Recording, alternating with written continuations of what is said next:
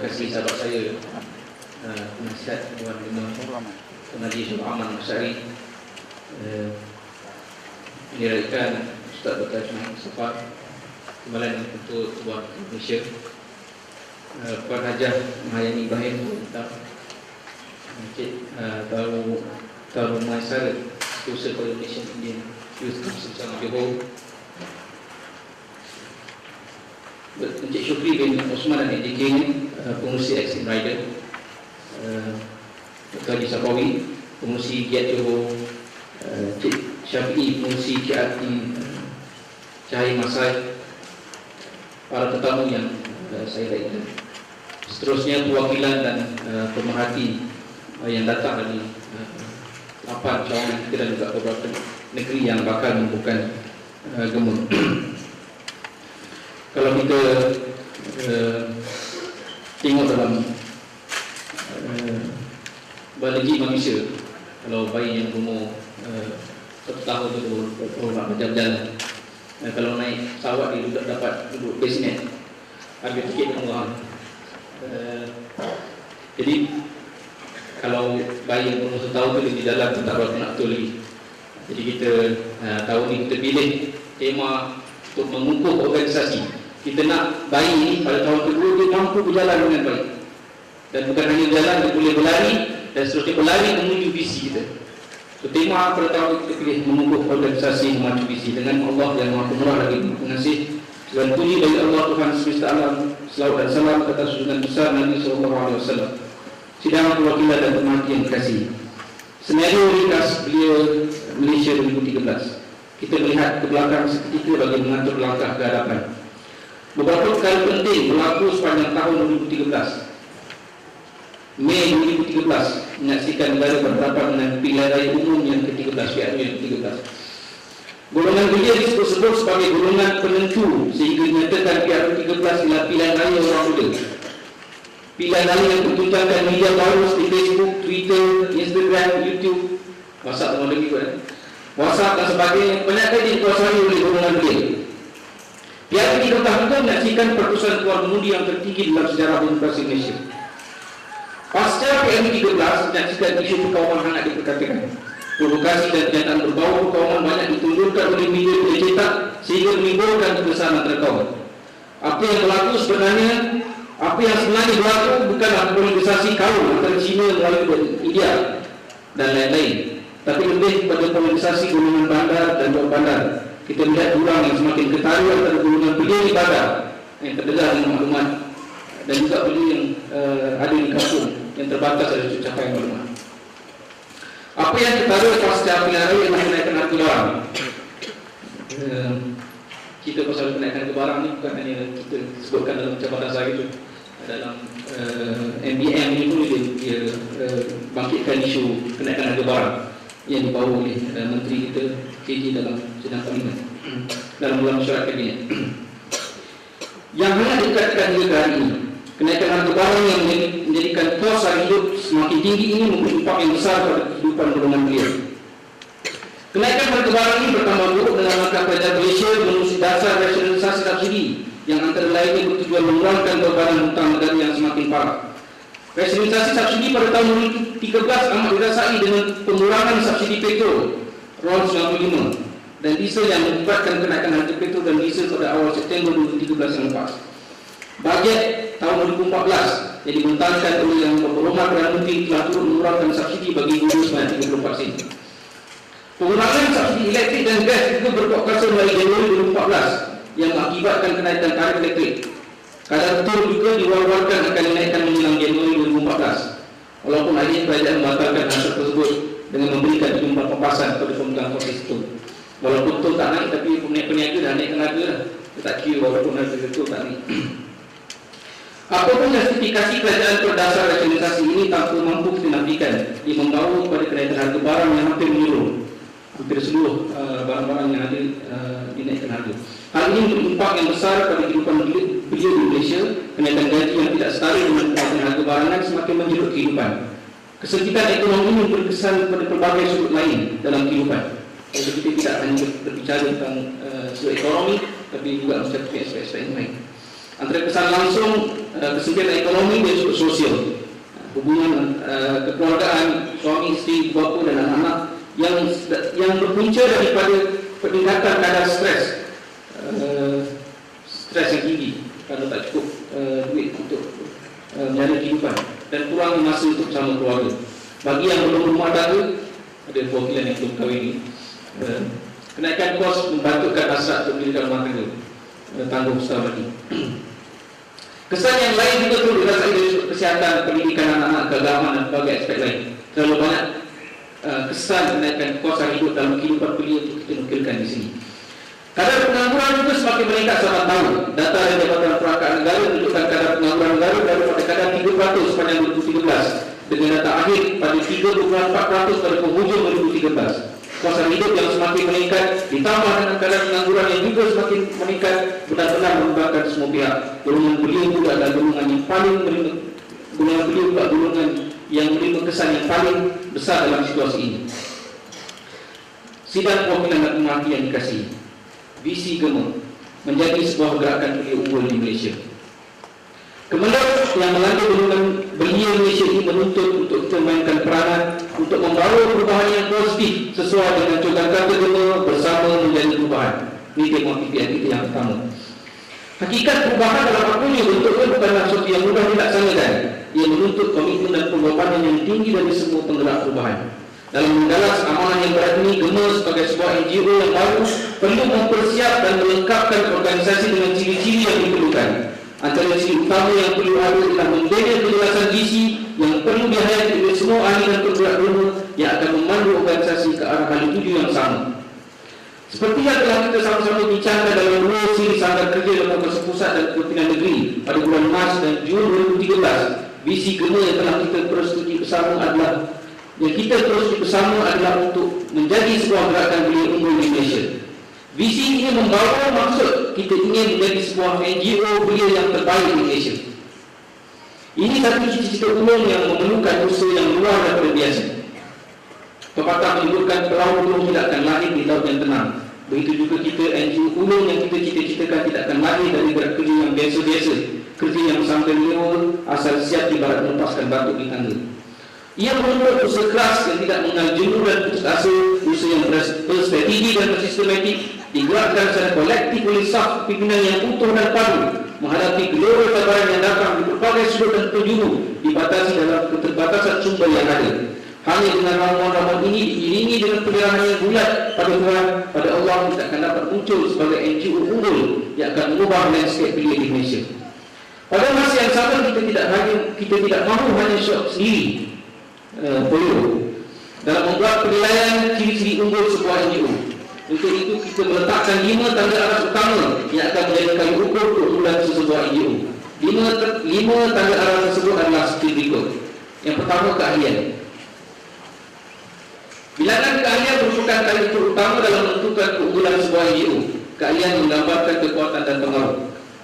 Berdasarkan statistik semasa daripada selama 13.5 juta belia di Malaysia, kira-kira 2.6 juta belia yang mendaftar sebagai ahli pada lebih 9,000 badan belia yang mendaftar kebutuhan belia. Ramai lagi yang tak daftar. Persoalannya, berapakah seharusnya keahlian Gema daripada jumlah ini untuk melayakkan kita menjadi NGO yang unggul? Satu perkara yang perlu sama-sama kita fikirkan. Jika diambil kira keahlian pertubuhan belia babi, belia babi ini satu-satunya yang saya jumpa dekat dalam Google, dapat dia punya kegiatan akbar yang menentukan jumlah kajian. Bukan senang nak dapat kajian.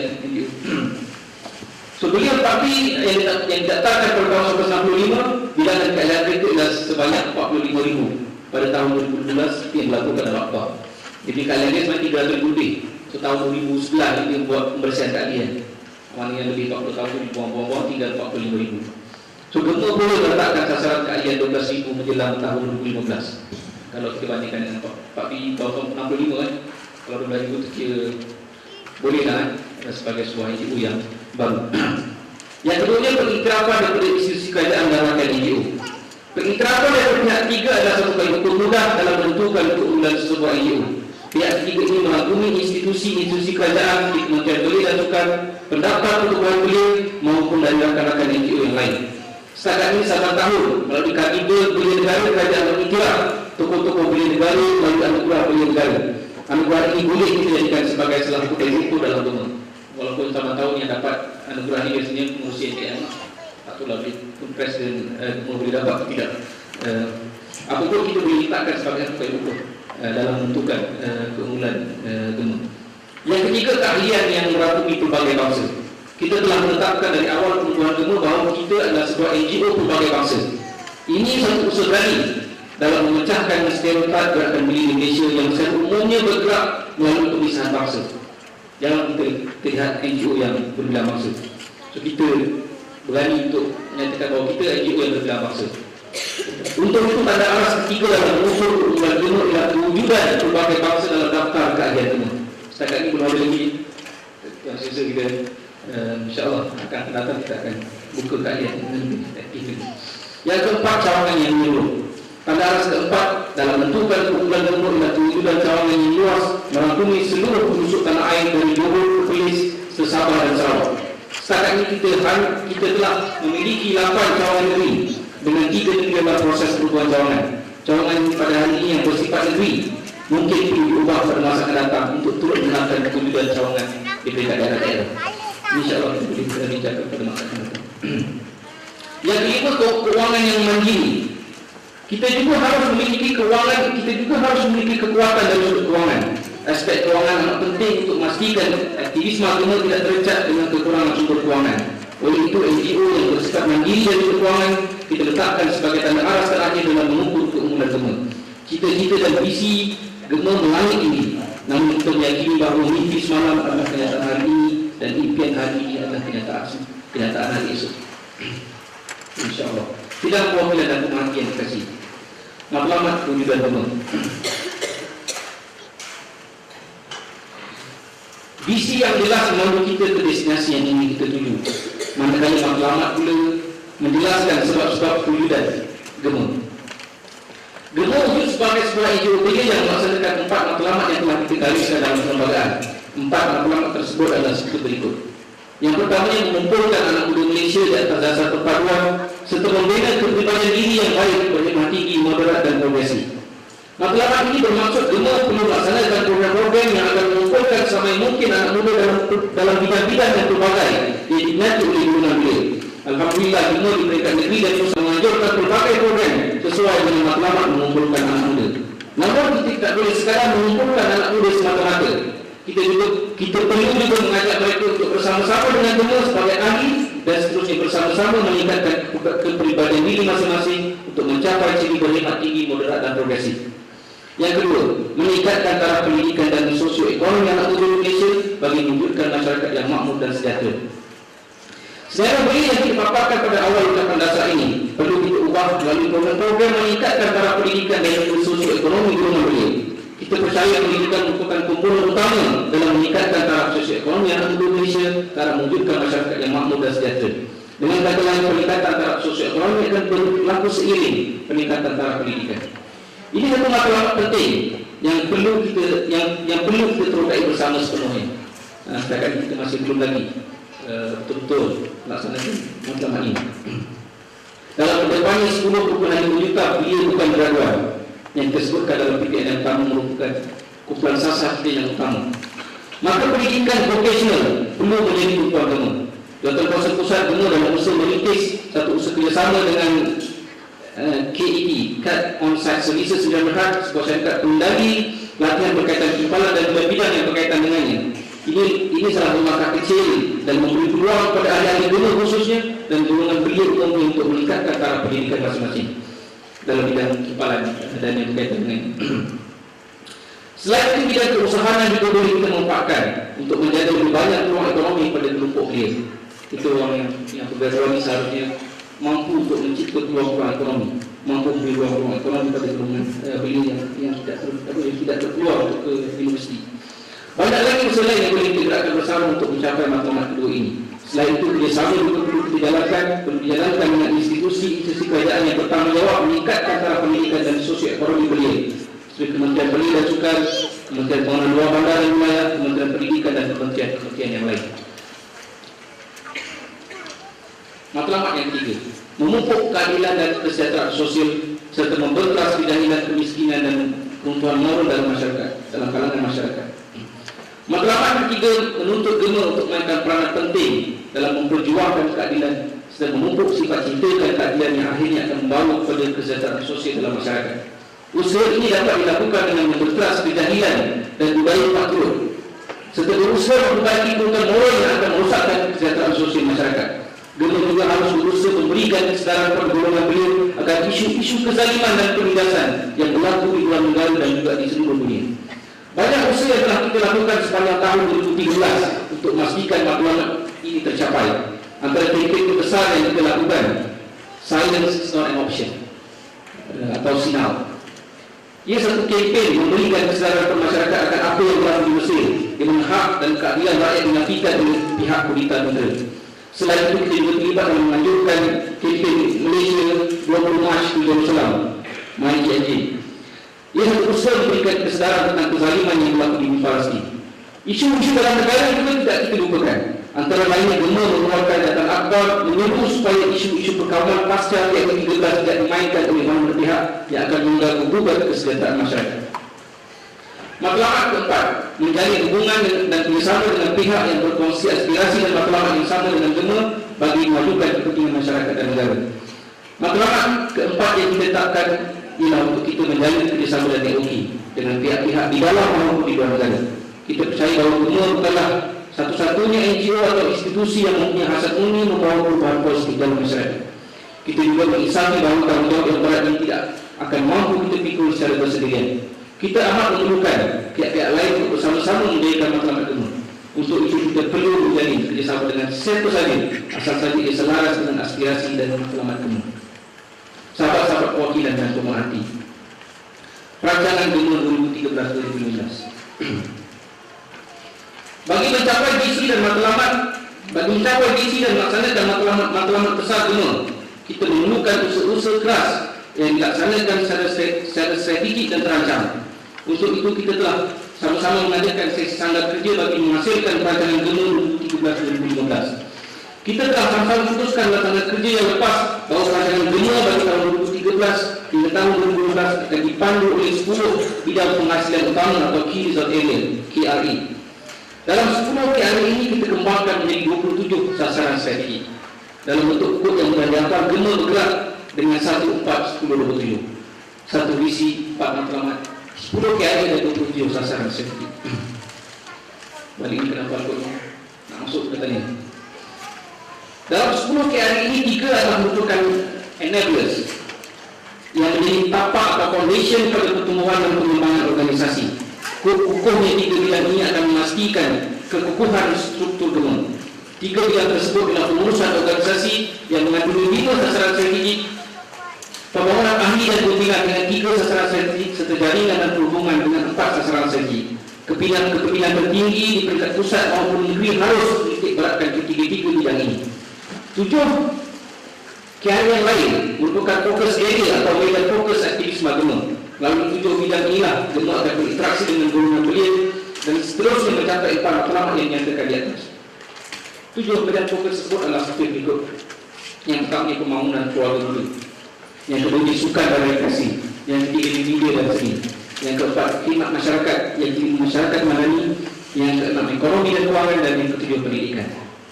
10 KRE dan 27 sasaran strategi ini harus dihadap sepenuhnya oleh semua lapisan pimpinan Gema dan seterusnya diterjemahkan dalam bentuk program-program dan aktiviti yang bersesuaian dengan kreativiti masing-masing.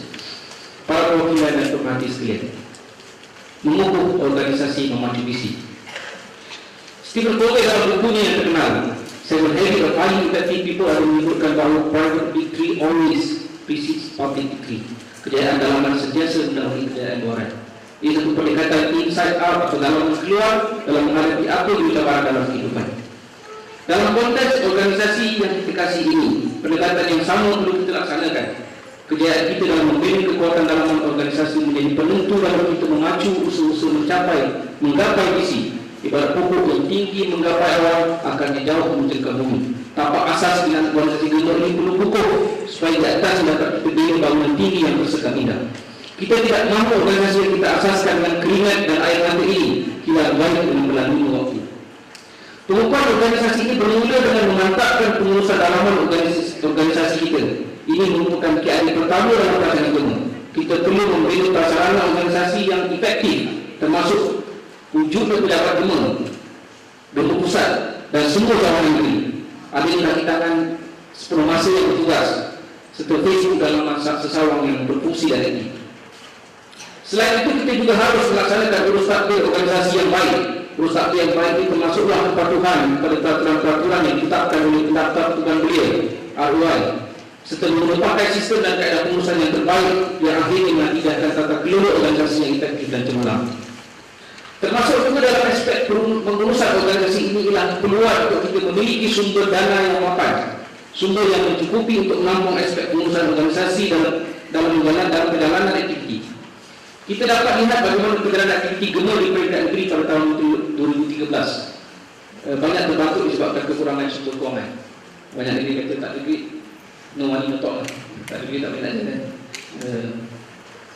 Kami di peringkat pusat akan berusaha segala upaya untuk mengenal pasti sumber-sumber dana yang ada, dan pada masa yang sama negeri juga, GEMA ini juga harus memainkan peranan untuk sama membantu. Selain dari aspek pengurusan organisasi yang perlu dititikberatkan dalam mengukuhkan GEMA, aspek pembangunan ahli dan kepimpinan juga merupakan elemen yang sangat penting. An organization is as good as people. Tanpa ahli dan kepimpinan GEMA hanya akan tinggal nama. Sepanjang sesi yang lepas, kita mendapati ada beberapa cawangan GEMA yang suka menggerakkan aktivisme masing-masing disebabkan ketiadaan penggerak dan kepimpinan. Ada cawangan yang berjalan hampir sepanjang sesi tanpa setiausaha GEMA negeri.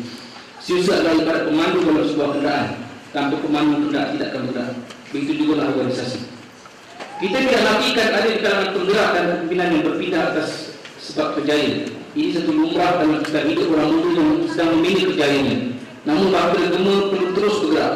Untuk itu kita perlu mengenal pasti takungan penggerak dan kepimpinan di sekeliling kita yang boleh kita belikan untuk menggerakkan GEMA. Kualiti penggerak dan kepimpinan perlu sentiasa ditingkatkan. Ini merupakan salah satu sasaran strategi GEMA dalam KRI yang kedua. Untuk tempoh jangka masa panjang, ini perlu kita sama fikirkan. Kita perlu sama-sama meluaskan capaian keadaan GEMA. Sasaran 12,000 ahli menjelang 2015 adalah sesuatu yang boleh kita capai dengan syarat kita bekerja kuat untuk menjayakannya. Ahli-ahli yang telah bersama GEMA perlu ditingkatkan kualitinya secara tersusun dan berterusan. Dari pertakungan yang besar inilah kita akan dapat mengenal pasti anasir-anasir yang memiliki kualiti dan yang memiliki kualiti penggerak dan pemimpin. Kita merdeka sendiri, tak boleh mengharapkan pemimpin yang terjun dari langit untuk bantu kita. Kita kena bina kelompok kita sendiri yang mampu untuk menggerakkan GEMA. Kita ambil kerja ini perlu bermula dengan mengumpulkan seramai mungkin ahli yang ada. Dalam ramai-ramai ahli GEMA yang telah kita kumpulkan, sebahagiannya komited dan selesa mengikuti program demi program bersama GEMA. Ahli-ahli seperti ini perlu kita kenal pasti dan seterusnya dibina dan meningkatkan kualitinya. Ahli-ahli inilah yang nantinya akan mengisi kelumpuhan penggerak dan kepimpinan dalam GEMA. Hanya dengan melaksanakan proses ini, GEMA di peringkat pusat dan negeri akan terus memiliki takungan penggerak dan kepimpinan yang berkualiti. Dalam konteks kepimpinan GEMA, kita perlu bersama-sama melakukan anjakan daripada apa yang kita lakukan setakat ini. Secara umumnya, trend kepimpinan yang ada dalam GEMA hari ini di peringkat pusat maupun negeri diisi oleh individu-individu yang sudah menghampiri usia maksimum keahlian mereka dalam GEMA, termasuklah presiden dan expired. Ini satu trend yang kurang baik dalam memastikan sustainability atau kelestarian kepimpinan. Kita kena buat ajakan. Kita perlu secara serius meletakkan pimpinan muda seawal usia 20-an dalam soft kepimpinan GEMA. Ia perlu dimulakan di peringkat pusat dengan diikuti oleh negeri-negeri. Pimpinan muda ini akan benar-benar dapat memanfaatkan penglibatan dalam GEMA untuk melatih bakat kepimpinan. Usia 30 tahun dah lewat. 30 tahun itu dah jadi besar. Kita harap dalam usia awal 30-an mereka mampu ditengahkan untuk memimpin negeri dan negara yang amat berhormat dan menteri. Kita juga memimpin negeri Pahang pada seawal usia 29 tahun. Kembali kepada topik mengukuh organisasi maju visi. Kita juga perlu secara bersungguh-sungguh dalam sesi 2014 ini untuk melebarkan jaringan kerjasama dan networking dengan sebanyak mungkin institusi kerajaan, badan-badan belia, institusi masyarakat maupun NGO-NGO terbangsa. Kita perlu membina jabatan dengan kementerian dan juga jabatan belia dan sukan yang bertanggungjawab atas NGO belia di peringkat pusat, negeri maupun di daerah. Jabatan kerjasama ini akan memacu GEMA untuk lebih dikenali dalam kalangan NGO belia. sidang perwakilan dan kematian dikasih masuk untuk beramal. Medan berkata pasti berbeza dengan medan beramal. Kita boleh terus berbicara, namun tanpa amal, organisasi kita tidak akan ke mana-mana. Untuk itu saya menyeru semua perwakilan untuk memahami dan menghayati visi serta matlamat yang ingin kita capai. Ayo bersama kita bekerja dalam amal secara tersusun dan berstrategi untuk kita mengukuh organisasi dan memacu visi ke arah menjadi sebuah NGO unggul di Malaysia. Moga Tuhan sentiasa bersama kita. Wabillahi taufiq wal hidayah. Wassalamualaikum warahmatullahi wabarakatuh.